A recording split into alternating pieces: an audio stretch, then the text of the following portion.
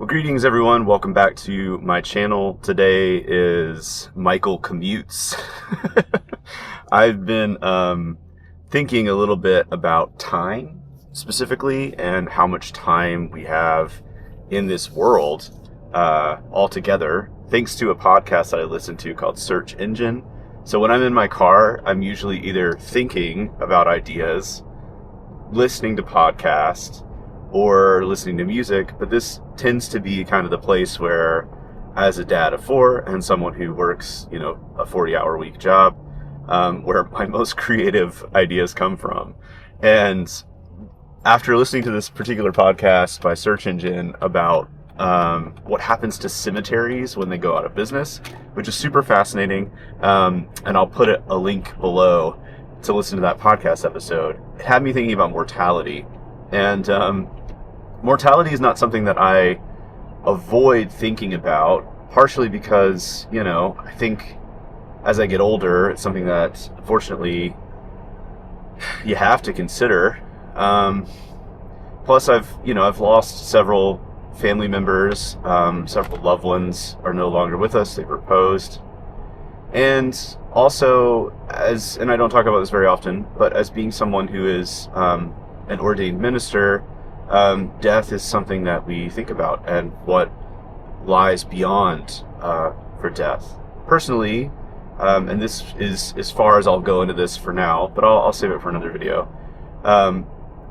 Personally, I believe that Jesus Christ has swallowed up death by death, and that he has destroyed death, and therefore when someone passes or reposes, they are in wait until he returns, and that gives me hope. That gives me joy.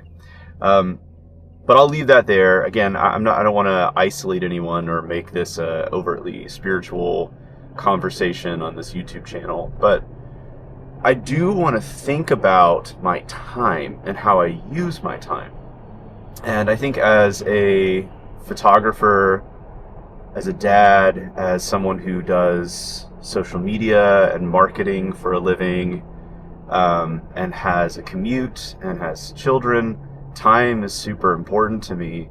And, how do you carve out time to do things like this YouTube channel, which is exactly what I've wanted to do for a while. Like, I've wanted to carve out time to make more videos. And my last video was on my lunch break. And now this one is in my commute. And I think that's what's stirring all of that is kind of what I mentioned in the last video that I made, where I was talking about like childlike wonder and joy. I think we have this creative need to find joy in things. And we need to find an outlet for that joy. And I'm not saying that my work or my children or my family doesn't bring me joy. They do. It's just I think I'm one of those people who has kind of naturally a creative mindset, and it has to be channeled somewhere. Like more recently, my wife, and this kind of happens every spring, but my wife has been gardening more. So she's kind of been, making our backyard and our front yard look more kind of like the garden of her dreams. And this is like this is kind of a slow endeavor. Like, we planted a couple rose bushes last year. We're planting a couple more. And I should say, a lot of it she does herself, but she does tap me into a lot of things like digging holes and planting things. But I think a lot of that stems from her childhood, in the sense that when she was younger, her father was a landscaper, and they had a nursery for plants where people could come and buy plants and stuff as well. And I think she's tapping into this sort of childlike sense of wonder. Like, this is how she creatively expresses herself, as well as she's started playing music again, well, I shouldn't say again, for the first time, which is super wonderful. And as a musician, it makes me very happy. And I just love watching other people express themselves creatively and find time to do so. For me, when I was a kid, I played sports. I played baseball. I played basketball. I loved being outside. But the thing that I really enjoyed was cinema and movies. Like, some of my earliest memories were watching films like Indiana Jones and Beetlejuice, and then like mimicking those characters. And then when my mom had a big giant VHS camera, like the one where you actually put the VHS tapes in,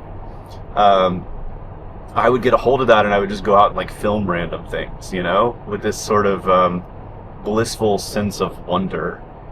And I think as I'm getting older and as I'm trying to sort of cope with what that means, and also as I'm noticing that I have less and less time, because as you get older, like, you're more tired, you work 40 hours, you hang out with your kids, and then your weekends disappear into like little projects and things. It's like, where am I going to find time to just do things that I enjoy? And so here I am in a car making a YouTube video simply for the fact that I enjoy it. Kind of like the other day, I just like went out in our garden and just kind of took some photos of the plants simply because I enjoyed it. I've been on my lunch breaks doing a little project here and there where I'll go down to a pier and I'll just take pictures of the pier and the people who are on the pier, kind of like a street photography thing, simply because I enjoy it. But it comes back to that concept of time. I think we often prevent ourselves from doing things that are creative because we think that they involve too much time, or we misappropriate time altogether. And I think in this particular case, for me, what I've learned is just find time, find little moments here and there where you can do something. It might be filming a video in a car. It might be taking some photos on your lunch break. It might be spending 30 minutes at the end of your day just documenting the way the light falls on the flowers in your yard. But I think the thing that we need the most is time to enjoy and delight in the world and to be creative. And that's it. That's my sort of meanderings for the day as I'm thinking about mortality and life and death, as I'm on this commute on a Friday and I don't have to wear a branded polo today. Yeah, I'm trying to find ways to delight in the world around me. And I think not just the podcast that I listen to, but all of this has been sparked by a poem that I come back to over and over again by Wendell Berry called The Peace of Wild Things. And the last line of that, it sort of talks about like going out into the world when the world gets heavy and just being, in wild things, being in nature, just simply enjoying the world. But the last line, if I'm quoting it correctly, is something like, "I surrender to the grace of the world and I am free." And that's such a beautiful line. I've been pondering on that for a couple of weeks now. Am I surrendering to the grace of the world? Or am I fighting it? And as I try to fit these little pockets of joy in my day, I'm trying my best to surrender to the grace of the world and to enjoy it for what it is. Now, this wouldn't be a video of mine unless I showed you some images that I've been taking. So here's a wide variety of images taken on a variety of different cameras over the past couple weeks from just little things that I found delight in.